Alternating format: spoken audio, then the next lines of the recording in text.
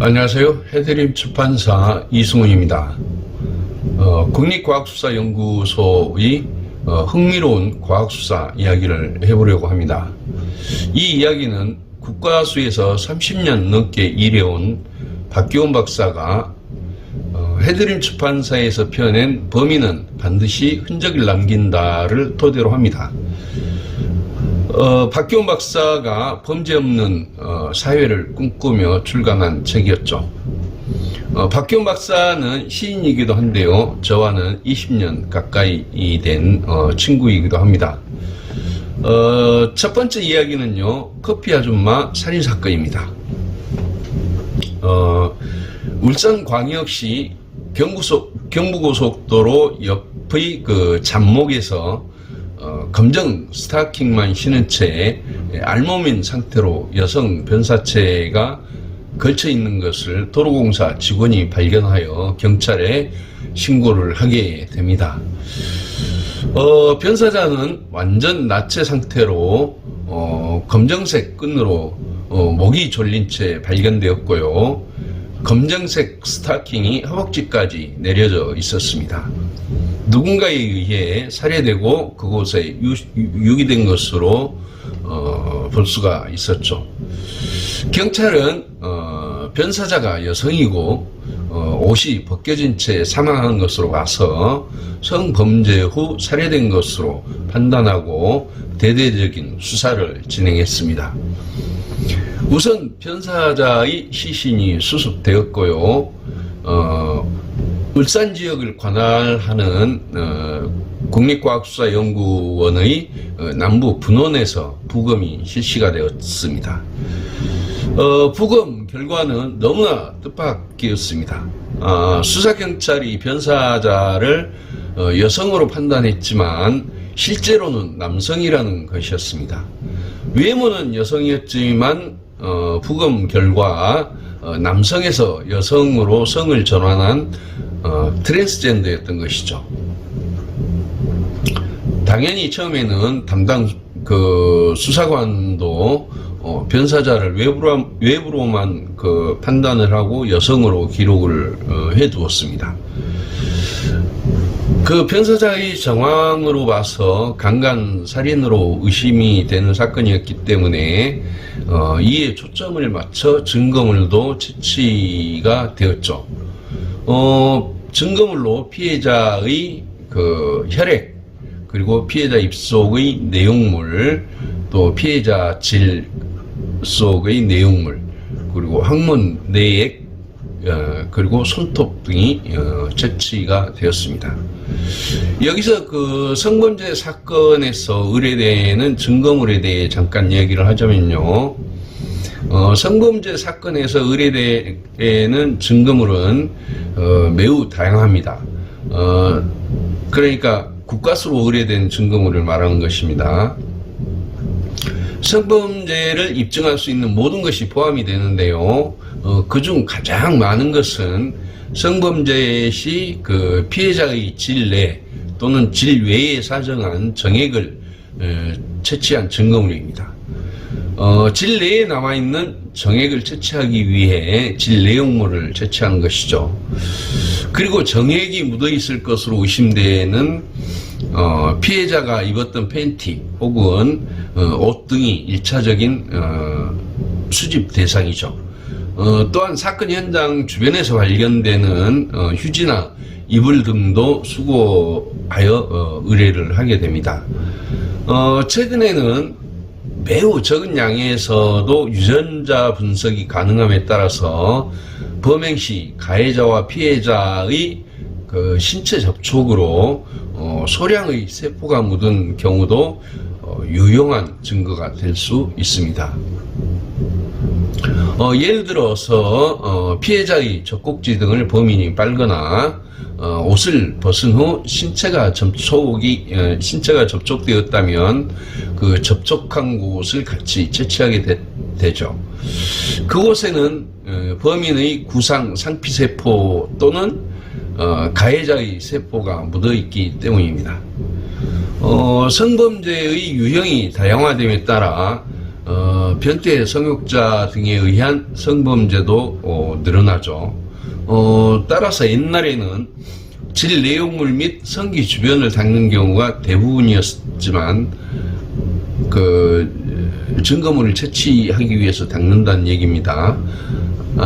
지금은 학문 선교 또는 구강 선교에 의한 성범죄가 많기 때문에 보통 학문 내에 또는 구강 내용물들을 같이 채취를 하는 것이죠.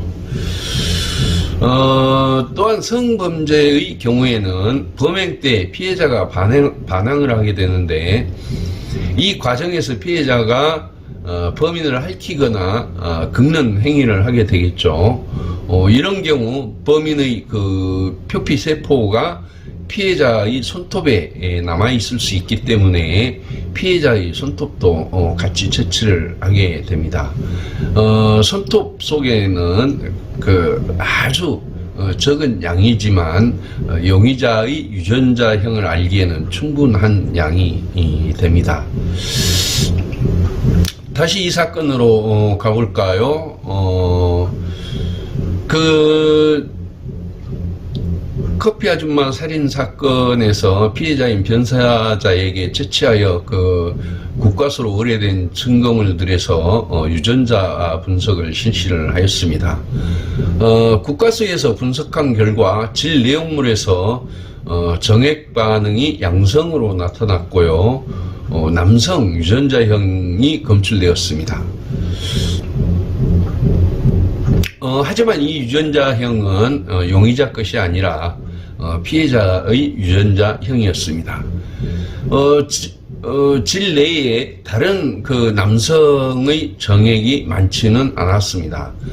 피해자가 여성으로 성을 전환한 남성이었기 때문에 생물학적 검사에서는 당연히 피해자인 남성의 유전자형만 검출된 것이죠. 결국 용의자의 유전자형을 검출하는 데는 실패를 하였습니다. 또 다른 증거물인 학문 내액에서는 다행히 남성의 유전자형이 검출되었습니다. 이 유전자형은 변사자와는 다른 남성의 유전자형이었습니다. 범인의 것이 범인의 유전자형이 될 가능성이 큰 것이고요. 그런데요, 변사자는 고속도로에서 남성들을 상대로 커피를 팔며 성매매를 하고 생계를 꾸려가는 일명 커피 아줌마로 통했던 사람입니다.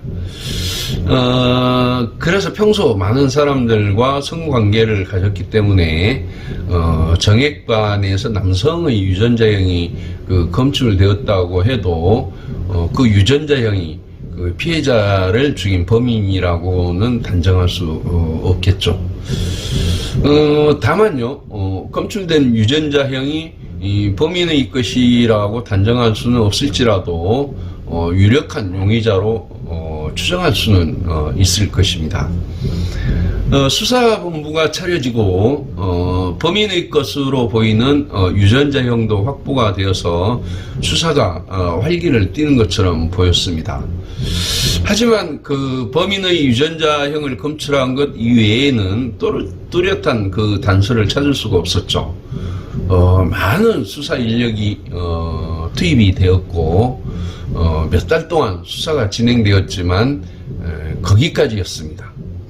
시간이 지나면서 이 사건은 세상의 이목에서 멀어져 갔고요. 결국 범인은 잡히지 않고 영원히 미제 사건으로 남을 것 같았습니다. 타인의 소중한 생명을 앗아간 살인 사건이 미제 사건으로 남는다는 것은 피해자가 눈을 감지 못할 일이고요. 또 우리 사회를 불안하게 하는 것이죠. 커피 사건이 일어나고 7년 정도가 흘렀습니다. 그런데 어느 날 전남 광양에서 가정집 담을 넘어 들어가 금품을 훔친 뒤 도주한 아주 평범한 절도 사건이 발생하게 됩니다. 그 사건 현장에서는 범인의 것으로 추정되는 담배꽁초도 발견이 되어서 담배꽁초 한 점도 수거를 하였습니다. 경찰 수사 결과 유력한 용의자로 40대 남성을 붙잡았는데요. 붙잡힌 용의자의 구강이 채취가 되어서 국과수유 서부 분원에 의뢰가 되었습니다. 현장에서 발견된 담배 꽁초하고 범인의 구강 채취 면봉에서 유전자 분석을 실시한 결과 동일한 유전자형이 검출된 것이죠. 그가 절도 사건의 범인임을 확인한 확실한 증거였습니다. 사건이 일어나면 유전자 분석이 필요한 이유이죠. 또 그 절도범은 자신의 범행을 순수하게 시인하고 또 자백을 했습니다. 하지만 그것은 시작에 불과했죠. 절도범과 관련하여 생각하지도 못했던 놀랄만한 사실이 그 이후에 밝혀지게 됩니다. 국립과학수사연구원 서부분원에서는 이 절도범이 다른 범죄와의 관련성이 있는지를 알아보기 위해서 범인의 유전자형을 본원으로 보내서 그 검색을 의뢰하게 되죠. 본원에서 그 미해결 사건이 입력되어 있는 사건 현장 DNA 데이터베이스에서 이 범인과 동일한 유전자형이 검출되는지 검색을 하는 것입니다. 검색 결과는요, 국과수 요원들의 눈을 의심스럽게 했습니다.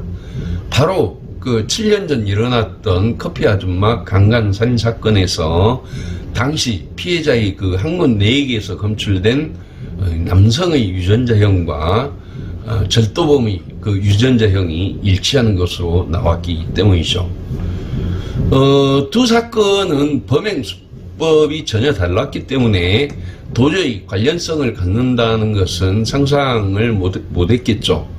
혹시 또 분석 과정 중에서 잘못된 것은 아닐까 하는 생각도 들었고, 아니면 혹시 희귀하게 우연히 일치한 사건인가도 싶었습니다. 보통 그 연쇄 사건의 그 범인들의 범행 수법은 늘 비슷합니다. 그런데 이 두 사건은 전혀 다른 수법의 사건이었기 때문에 처음에는 의심할 수밖에 없었겠죠.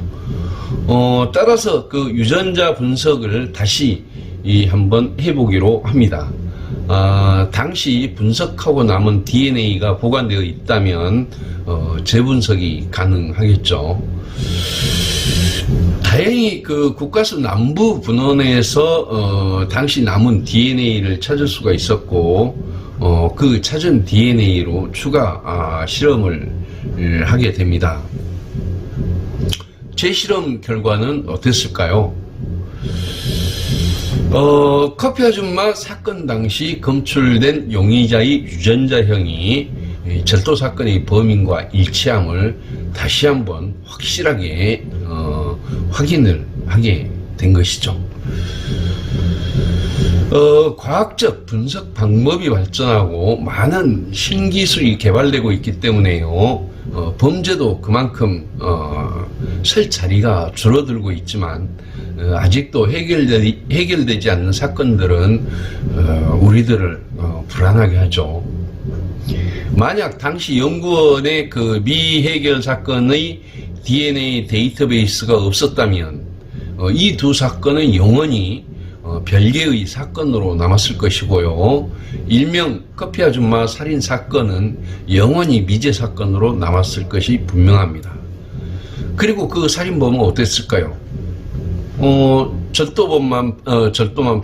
절도범으로만 체포가 되었기 때문에 그 주거침입죄 등으로 뭐 간단하게 형기를 마치고 나와서 또 다른 범죄를 저질렀을지도 모르는 일이죠. 그가 7년씩이나 아무런 제재도 받지 않고 우리 사회의 주위를 맴돌며 또 다른 범행을 모의하고 있었다는 것을 생각을 하면 참으로 그 소름 돋는 일입니다. 트랜스젠더 그리고 점도둑, 이 연관성 없는 두 단어를 연결하는 것은 이 강간 살인범이 활보했던 긴 세월만큼 도저히 이해하기 어려웠지만, 우리 사회가 가지고 있는 숙명적인 범죄 유전자를 어떻게 치유하고 또 어떻게 좋은 유전자로 바꾸어 나가야 할지, 그리고 그 범죄를 막기 위해 우리는 어떤 시스템을 갖춰야 하는지 국립과학수사연구원에 숙제를 안겨준 사건이기도 했습니다.